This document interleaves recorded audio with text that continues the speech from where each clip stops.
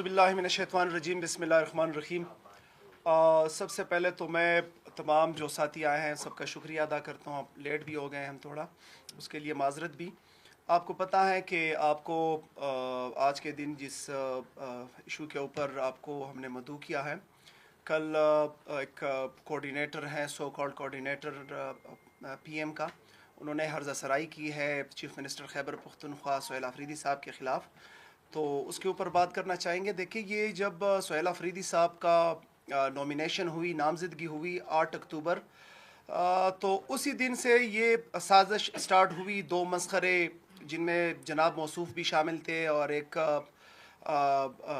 जो मरकज़ी इत्तलात के मिनिस्टर हैं वो भी शामिल थे।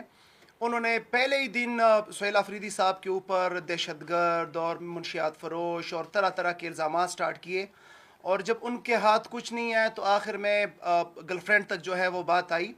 लेकिन दुख इस बात का है कि खान साहब का इंतखाब इतना बेहतरीन है कि इनके पेट में मरोड़ आ रही है और इनको बार बार उससे तकलीफ़ पहुंच रही है।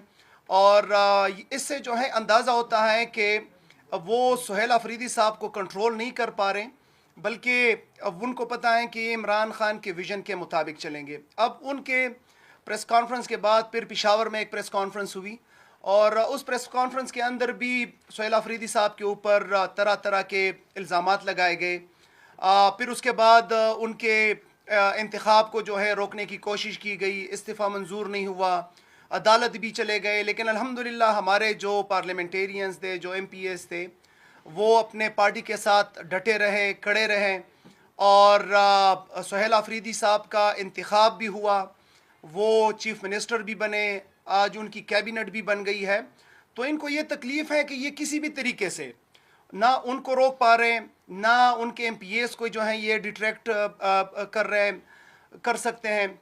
तो ये तकलीफ़ तो उनको पहुंचेगी, और इसके बाद इंशाअल्लाह ताला मज़ीद शिद्दत से ये तकलीफ़ हम इनको पहुंचाएंगे। कल जो इन्होंने प्रेस कॉन्फ्रेंस की कि सुहेल अफरीदी साहब वो कोर कमांडर हाउस के सामने गए और वहाँ पे जो है उन्होंने पता नहीं क्या क्या उसके मुतल्लिक़ किया, उनको समझ आ जानी चाहिए कि सुहेल अफरीदी साहब तो पेशावर थे 9 मई को, और वो तो लाहौर या कोर कमांडर हाउस वहाँ पे थे ही नहीं। जब इनको कुछ नहीं मिल रहा तो ये झूठ का पलंदा बांध के जो है उसको बेचने की कोशिश कर रहे हैं।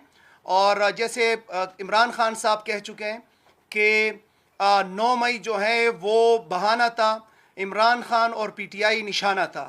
तो वो हम आज भी समझते हैं कि ये 9 मई जो है ये ट्रैप है, इसको तहरीक इंसाफ को और इमरान खान साहब को दबाने की कोशिश हुई है इससे, और आज उसको दोबारा बहाना बना के नैरेटिव बनाया जा रहा है वज़ीर आला खैबर पख्तूनख्वा सुहेल अफरीदी साहब के ख़िलाफ़। इसकी हम मज़म्मत करते हैं, और साथ ही साथ चूँकि हमारा खैबर पख्तूनख्वा का प्रोविंस है, जुरिस्डिक्शन है, और यहाँ पेशावर में जो रेडियो पाकिस्तान का हुआ है, हम अनाउंस भी कर रहे हैं कि पहली कैबिनेट के अंदर इंशाअल्लाह ताला रेडियो पाकिस्तान के अंदर जो हुआ है उसके ऊपर हम इंक्वायरी कमीशन बनाएंगे, और इंक्वायरी कमीशन जो है वो प्रोब करेगा कि किन लोगों ने रेडियो पाकिस्तान कराया।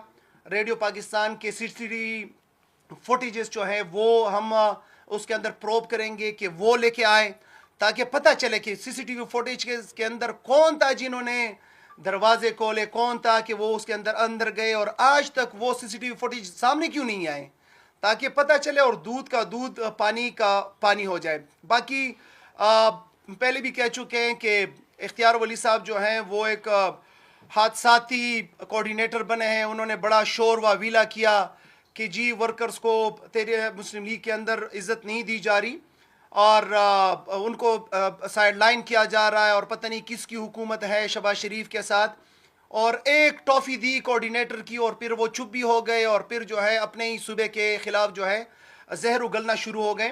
तो इख्तियार वली साहब को ये बताना चाहते हैं कि इख्तियार वली, आपका वज़ीर आज़म भी गैर कानूनी गैर आइनी फार्म 47 का, आपका सदर भी गैर आइनी, आपके गवर्नर्स भी गैर आइनी। इस मुल्क के अंदर अगर एक आइनी और कानूनी हुकूमत है और वज़ीर आला है तो वो खैबर पख्तूनख्वा की हुकूमत और खैबर पख्तूनख्वा के वज़ीर आला है। लिहाजा आपको शर्म आनी चाहिए, और ऐसी बातें करके, और आप जो हैं आप हक़ाइक़ को ना छुपा सकते हैं और ना ही जो है आप मसख़ कर सकते हैं। शुक्रिया। جی شفیع اللہ جان صاحب بات کریں گے. بسم اللہ الرحمن الرحیم. سب سے پہلے تمام پریس کا بہت شکریہ.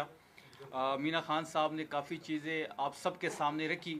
کل آپ سب نے دیکھا ہوگا کہ نوشہرہ کے ایک بند کمرے میں پی ٹی وی پہ، پاکستان نیشنل ٹیلی ویژن پہ اختیار ولی صاحب نے ایک ویڈیوز کو توڑ مروڑ کے پیش کیا اس صوبے کے وزیر اعلیٰ کے خلاف، اس صوبے کے نو منتخب وزیر اعلیٰ کے خلاف جو 4.5 کروڑ عوام کا نمائندہ ہے، اس کی توہین کی گئی.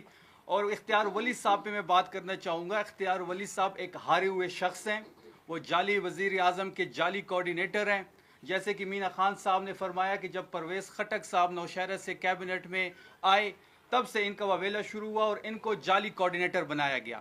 ان کی سیاسی اوقات اور اس کی سیاسی ساکھ یہ ہے کہ وہ 2024 میں NA33 سے جب وہ الیکشن لڑے تو وہ 4تھے نمبر پہ آئے، اور ہمارے ISF کے نوجوان شاہ احد کے 91,000 ووٹ تھے اور ان کی 21,000 ووٹ تھے. اسی طرح صوبائی اسمبلی میں PK88 پہ وہ الیکشن لڑے، وہاں سے میاں عمر ہمارے کینڈیڈیٹ تھے، نوجوان کینڈیڈیٹ تحریک انصاف کے حمایت یافتہ تھے، انہوں نے 38,000 ووٹ لیا، اور ان موصوف نے 4تھے نمبر پہ آ کے 5,000 ووٹ لیا. تو ان کی سیاسی ساکھ یہ ہے، یہ سیاسی بونے ہیں، ان کو سمجھ نہیں آ رہی. جب سے سہیل آفریدی صاحب کا نام اناؤنس ہوا ہے تب سے ان کے اوسان خطا ہیں. ہم آگے اگر دیکھیں، جیسے مینا خان صاحب نے بات کی کہ اگر ہم نون لیگ کی بات کریں، یہ جو ویڈیوز دکھائی گئی کل، جو توڑ مروڑ کے حقائق کو پیش کیا گیا، اگر آپ تھوڑا سا تاریخ میں پیچھے جائیں گے تو اسمبلی کے فلور پہ خواجہ آصف نے پاک افواج کے بارے میں کیا کہا؟ کیا مریم نواز نے جلسے میں کھڑے ہو کے یہ جو دہشت گردی ہے اور اس کے پیچھے جو انہوں نے نعرے اور سلوگن لگائے وہ آپ کے سامنے ہیں؟ تو جب یہ کہتے ہیں کہ 9 مئی جس نے کیا تو وہ معافی مانگے گا، تو کیا خواجہ آصف اسمبلی میں جو انہوں نے تقریر کی اس پہ معافی مانگیں گے؟ کیا مریم نواز جلسوں میں فورسز کے خلاف نعرے بازی کی اس پہ معافی مانگے گے؟ کیا پرویز رشید جو جلسوں میں پاک افواج کے خلاف اپنی زبان استعمال کرتے تھے کیا اس پہ وہ معافی مانگیں گے؟ کیا نواز شریف میڈیا میں بیٹھ کے مختلف ٹی وی چینلز پہ ٹاک شوز میں جو ماشاء اللہ اور باقی چیزوں کو ڈسکس کرتے تھے کیا اس پہ وہ معافی مانگے گے؟ ان کے اب تو بیانیہ ہی تھا کہ ووٹ کو عزت دو، اور ووٹ کو عزت دینے سے بات اب جہاں تک آ گئی ہے وہ آپ سب کے سامنے ہے. میں آگے ایک ادارے کی طرف سے ایک بندے کے ذریعے یہ پیغام بھیجوایا گیا کہ سہیل آفریدی کی ملاقات نہیں ہوگی، اس کی ایسی کی تیسی. تو ہم یہاں سے بڑا واضح پیغام دے رہے ہیں کہ جو بھی خیبر پختونخوا کی عوام کے مینڈیٹ کو دیکھے گا اس کی ایسی کی تیسی.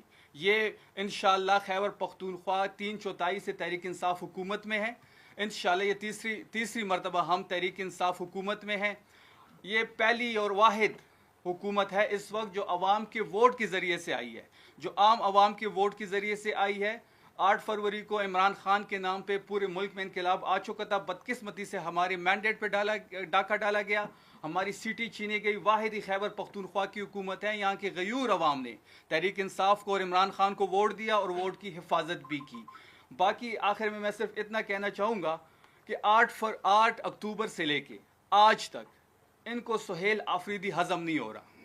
خان کے جو نو منتخب اور خان کے نامزد وزیر اعلیٰ ہیں، نوجوان وزیر اعلیٰ ہیں، جس طریقے سے جب سے وہ 13 فروری کو 90 ووٹ لے کے خیبر پختونخوا کے اسمبلی سے وہ الیکٹ ہوئے، اس کے بعد حلف کا جو ڈرامہ آپ کے سامنے تھا، ہم نے آئینی اور قانونی ہر راستہ